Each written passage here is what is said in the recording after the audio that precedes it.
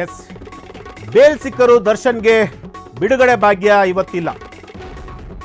ಕೋರ್ಟ್ನಲ್ಲಿ ಕೆಲ ಪ್ರಕ್ರಿಯೆಗಳು ನಡೆಯಬೇಕಾಗಿದೆ. ಎಸ್, ನಾನು ಆಗಲೇ ಹೇಳ್ದಂಗೆ ಬೇಲ್ ಮಂಜೂರಾದರೂ ಕೂಡ ಇವತ್ತು ಅವರಿಗೆ ಬಿಡುಗಡೆ ಭಾಗ್ಯ ಅನ್ನೋದು ಸ್ವಲ್ಪ ಕಷ್ಟ. ಯಾಕೆಂತಂದರೆ ಬೇಲ್ ಸಿಕ್ಕ ನಂತರ ಒಂದಷ್ಟು ನಿಯಮಗಳಿರ್ತವೆ. ಆ ಬೇಲ್ ಮಂಜೂರಾದ ನಂತರ ಏನೆಲ್ಲ ಕೋರ್ಟ್ ಪ್ರೊಸೀಜರ್ ಏನಿರ್ತವೆ ಅದೆಲ್ಲವನ್ನೂ ಕೂಡ ಮಾಡಬೇಕಾಗುತ್ತೆ. ಕೋರ್ಟ್ನಲ್ಲಿ ಬೇಲ್ ಪ್ರಕ್ರಿಯೆ ಮುಗಿದ ಬಳಿಕವೇ ಅವರಿಗೆ ಬಿಡುಗಡೆ ಭಾಗ್ಯ. ಬೇಲ್ ಸಿಕ್ಕರು ದರ್ಶನ್ ಆ್ಯಂಡ್ ಗ್ಯಾಂಗ್ಗೆ ಬಿಡುಗಡೆ ಭಾಗ್ಯ ಇಲ್ಲ. ಕೋರ್ಟ್ನಲ್ಲಿ ಕೆಲ ಪ್ರಕ್ರಿಯೆಗಳು ನಡೆಯಬೇಕಾಗಿದೆ. ಆ ಎಲ್ಲ ಪ್ರಕ್ರಿಯೆಗಳು ಆದ ನಂತರ ದರ್ಶನ್ ಹಾಗೂ ದರ್ಶನ್ ಅವರ ಗ್ಯಾಂಗ್ಗೆ ಬಿಡುಗಡೆ ಭಾಗ್ಯ.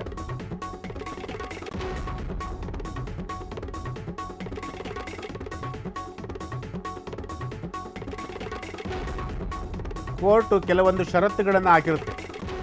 ಅಂದರೆ ಯಾವ ಮಾನದಂಡ ಮೇಲೆ ಬೇಲನ್ನು ಮಂಜೂರು ಮಾಡಲಾಗಿದೆ, ಜೊತೆಗೆ ಏನೆಲ್ಲ ಅವರು ದಾಖಲಾತಿಗಳನ್ನು ಕೋರ್ಟ್ಗೆ ಪ್ರೊಡ್ಯೂಸ್ ಮಾಡಬೇಕು, ಅದೆಲ್ಲವನ್ನೂ ಕೂಡ ಕೋರ್ಟ್ ಪ್ರಕ್ರಿಯೆಗಳು ನಡೆದ ಕಂಪ್ಲೀಟಾಗಿ ಮುಗಿದ ನಂತರವೇ ಅವ್ರಿಗೆ ಒಂದು ಬಿಡುಗಡೆ ಭಾಗ್ಯ. ಬೇಲ್ ಪ್ರಕ್ರಿಯೆ ಮುಗಿದ ಬಳಿಕವೇ ಬಿಡುಗಡೆ ಭಾಗ್ಯ. ಬೇಲ್ ಸಿಕ್ಕರು ದರ್ಶನ್ಗಿಲ್ಲ ಬಿಡುಗಡೆ ಭಾಗ್ಯ. ಎಸ್, ರೇಣುಕಾಸ್ವಾಮಿ ಅವರ ಹತ್ಯೆ ಪ್ರಕರಣದಲ್ಲಿ ಈಗ ಬೇಲ್ ಮಂಜೂರಾಗಿರುವಂತಹದ್ದು.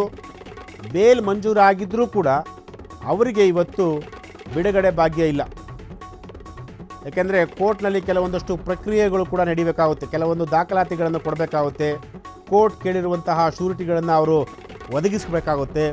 ಸೊ ಆ ಎಲ್ಲ ಕೆಲಸಗಳನ್ನು ದರ್ಶನ್ ಪರ ವಕೀಲರಾಗಿರ್ಬೋದು ಅಥವಾ ಪವಿತ್ರ ಗೌಡ ಪರ ವಕೀಲರಾಗಿರ್ಬೋದು, ಅದೆಲ್ಲವನ್ನೂ ಕೂಡ ಕೋರ್ಟ್ಗೆ ಅವರು ಪ್ರೊಡ್ಯೂಸ್ ಮಾಡಬೇಕಾಗುತ್ತೆ. ಕೋರ್ಟ್ಗೆ ದಾಖಲಾತಿಗಳು ಪ್ರೊಡ್ಯೂಸ್ ಆದ ನಂತರ ಅವರ ಒಂದು ಬಿಡುಗಡೆಯ ಒಂದು ಪ್ರೋಸೆಸ್ ಮುಂದುವರಿಯುತ್ತೆ.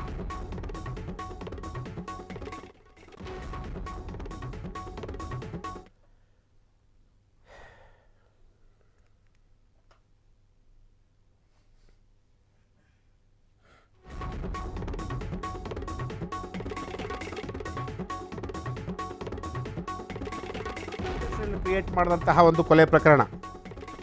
ಈ ಒಂದು ಕೊಲೆ ಪ್ರಕರಣದಲ್ಲಿ ಚಾಲೆಂಜಿಂಗ್ ಸ್ಟಾರ್ ದರ್ಶನ್ ಸೇರಿದಂತೆ ಒಟ್ಟು 17 ಜನ ಆರೋಪಿಗಳು ಬಂಧನ ಆಗಿದ್ದರು.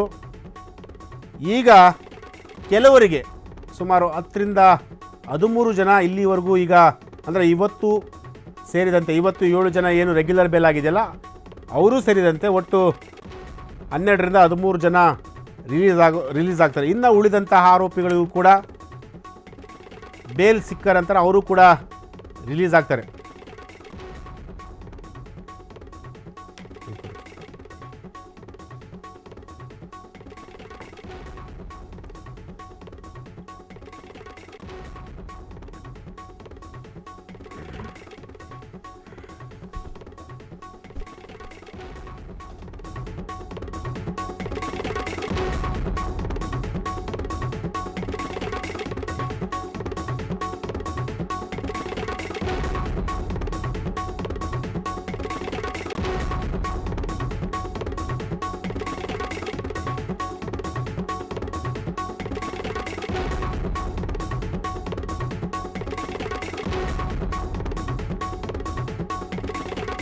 ವಾದವನ್ನು ಮಂಡಿಸಿದರು.